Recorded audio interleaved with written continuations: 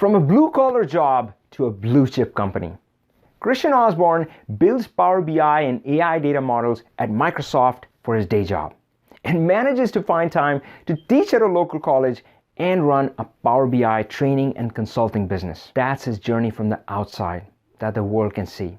But you can achieve everything that you desired at some point and still be unhappy. My favorite part of Christian's story is his inner journey that he shares to find peace and happiness right where you are. At the end of this video, Christian also shares his one golden tip for attracting new customers and clients. I know you're gonna like that. I'm also happy to share that Christian will be teaching a full masterclass on how to establish and grow your consulting business inside our new 6 figures Power BI professional program. If you're interested in the program, just go to the link below for more information. Let's hear it from Christian. Hey Christian, I'm so happy to have you here today, man. Hi, happy to be here, man. Thanks for reaching out. This is awesome. Absolutely. So Christian, I know there's a lot going on in your life. So tell me all the stuff you've been up to just around Power BI. I know there's more beyond that, but yeah, Sure. Tell me everything you're doing around Power BI.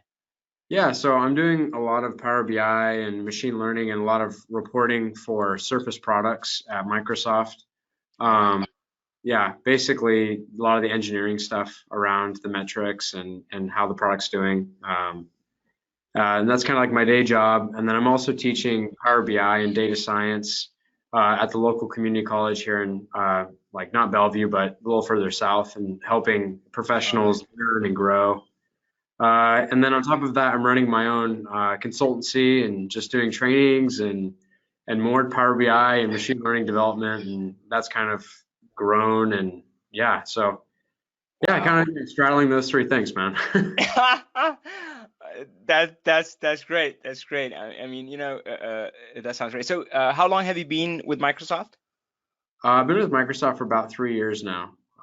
Yeah, so I graduated and kind of had some odd jobs here and there, and then was lucky enough to get an opportunity up here, and now I'm like really driving some impact. Yeah. And how long have you been using kind of Power BI or one of its precursors? How long have you been using those technologies? Like 3 or 4 years, specific to like the whole business intelligence suite within Microsoft. So yeah, it's been basically what I've been doing since I graduated university. Wow, that's pretty awesome. And yeah, man, I mean, I've kind of seen you dive in. I mean, you've dove into stuff that I kind of stayed away from. So I focus more on the business side, but you've dove into kind of the data science and AI and all this stuff. So that's pretty amazing. What would you say makes this different and revolutionary? It's kind of like, you know, I mean, I've been in the industry for a while, and man, we heard this message so many times. In fact, to a point where we started tuning it out, where somebody new would come in like, oh, you know, this is going to change your life. And Yeah. but, I mean, what do you think about that? I mean, is this really revolutionary in terms of for companies, and also at a very personal level, at that data, that worker bee? So at that scale, what's your take on that? Yeah, that's a good question. So I'll kind of move that into 2 parts. First, you know, from a business industry perspective, like what does that mean to me? And how does Power BI play into that? I think Power BI is kind of the first step into AI, really. Like, you know, Excel, Power BI, machine learning. It's really it's the first step of your journey into that space. The gateway drug, huh? Yeah, exactly. I wasn't gonna go there, but yeah, it totally is. Speaking from experience. All right. No, I'm still on it. So yeah, it's like getting promoted, right? After you do the Power BI phase, and as you keep up with that technology, you really start seeing that it touches and integrates with so much more. And so it allows you to really continue to develop your skills personally and kind of grow with the product, which is great. And so for businesses, what that really means is if you have people growing in that area, you're going to unlock new features and opportunities. You know, some features I can kind of touch on is like, you know, the Netflix recommender for new shows, like, right? Like that personally touches me at home. But that started with some analyst, and then him getting curious about machine learning, and you know, and then doing something like that, which is awesome for the data-driven community. For industry, we already see it, self-driving cars, all the things. It's a natural progression. So Hmm. getting started with Power BI is a great way to get started with machine learning and AI. At least for me, that was my story. So yeah, Love that. personally and professionally. Love that. So I'm going to ask you one follow-up question, which is sometimes I hear, and I'm going to hold my opinion, but sometimes I hear things like a consulting company saying, I don't want to tell my clients about Power BI because then they're not going to need me. So is that? I mean, how do you see that? I mean, are we all? I don't know, like, are we all going to get redundant one day? I mean, where is this headed? Sure. I think yeah, there's a lot of I was listening to a podcast about this actually. There's a lot of policymakers out there. What does AI mean for society, universal Hmm. income, all these topics. I Yeah. think from a consulting perspective is there's waves. There's waves of when things are kind of like the gold rush. And Power BI right now, that's the hot thing on the market to get involved in. Whew. And Love eh, that analogy, man. I couldn't have thought of anything better. Yep. but if you want to see progress personally and or, even at a societal level, you have to move forward, right? And if the market and people are moving forward, you want to be part of that story. And so just so you feel like you're being redundant or being not needed, Yeah. uh, be relevant again. But that takes ownership on the person to learn and to get back involved, right?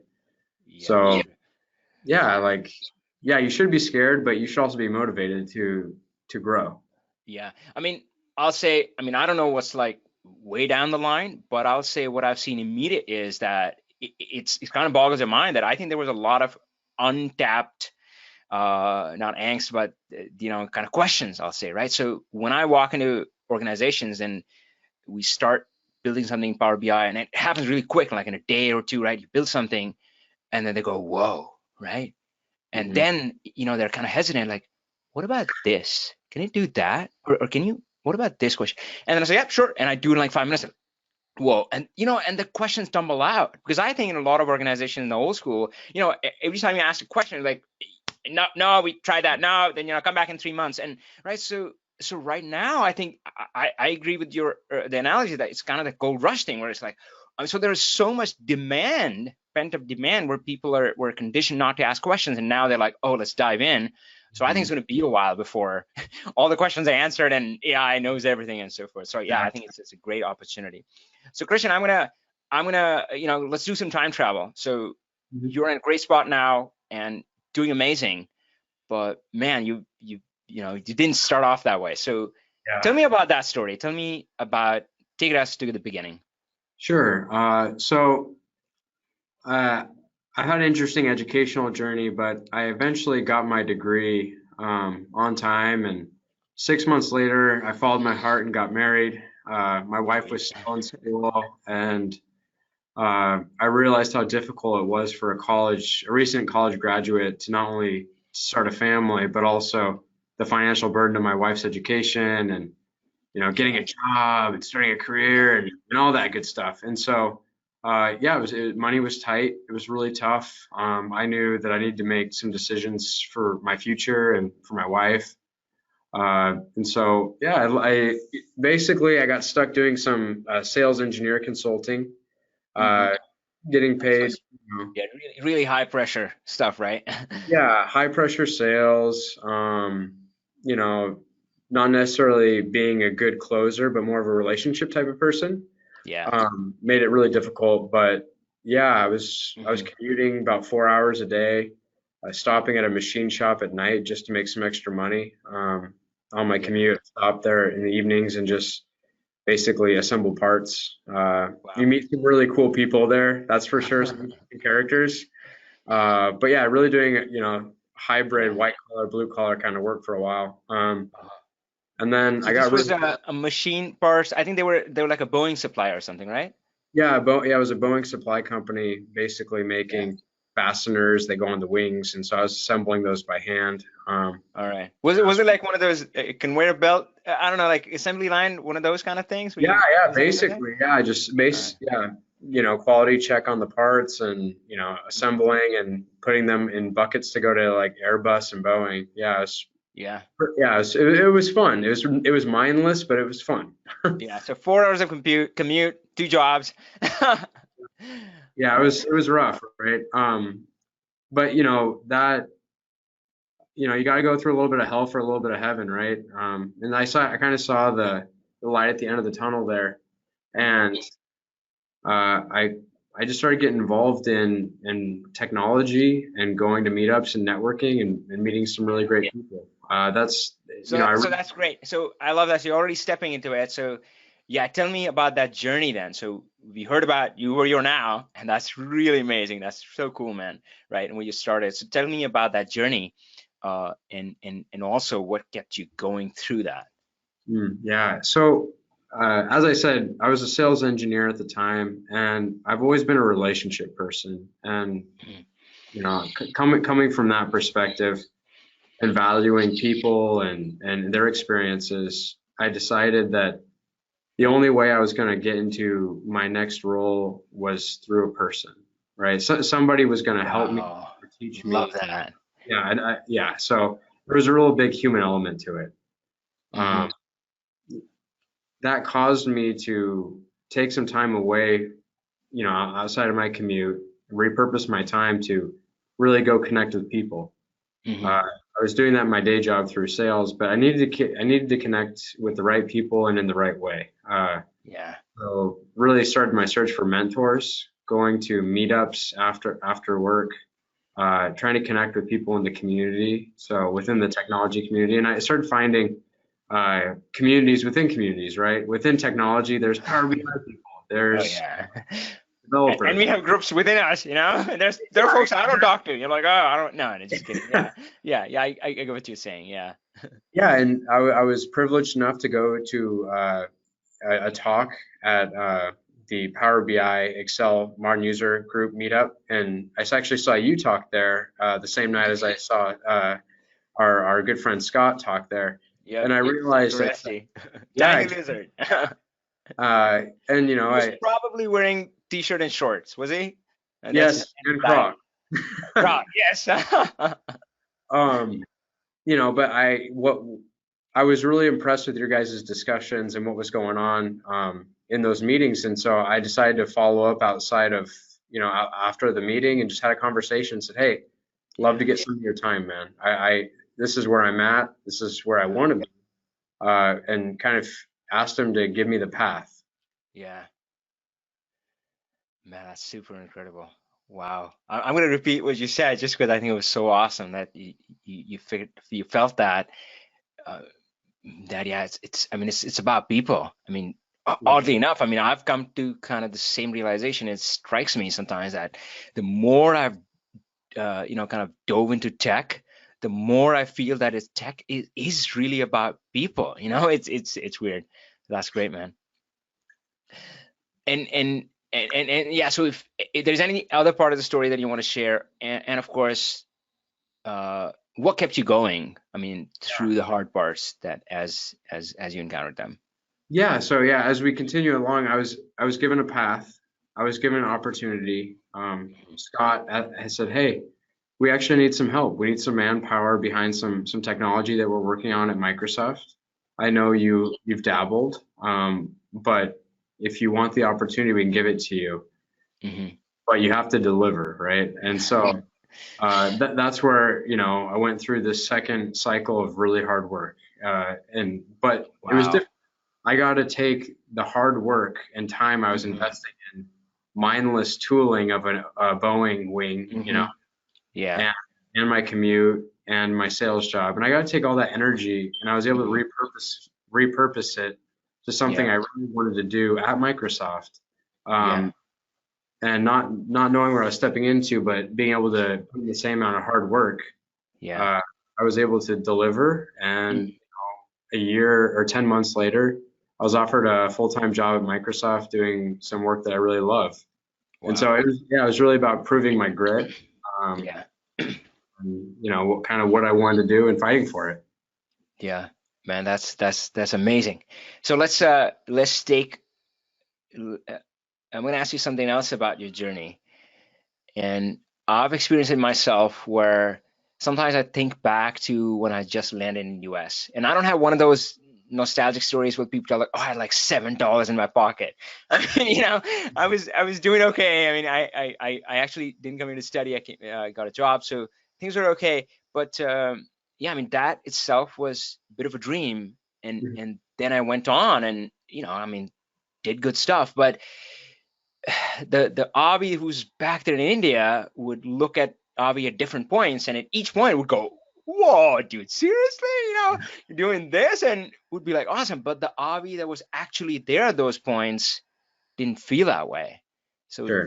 tell me about that. I mean, journey when a lot of people earlier, the Christian from back in the past would say, "Man, dude, you made it, right? Everything is perfect, right? I mean, you have you can't be you must be happy like 24/7 now."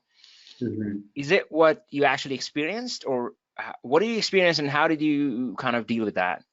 Sure. Yeah, that's a great point. So I think as humans, like we have this weird conception that nothing's ever enough, right? We Yeah. always we reach the top of our mountain and then we say, well, where's the next mountain, right? Yeah. We the time that we spend really looking at the view of where we've come from is pretty short. We move, right?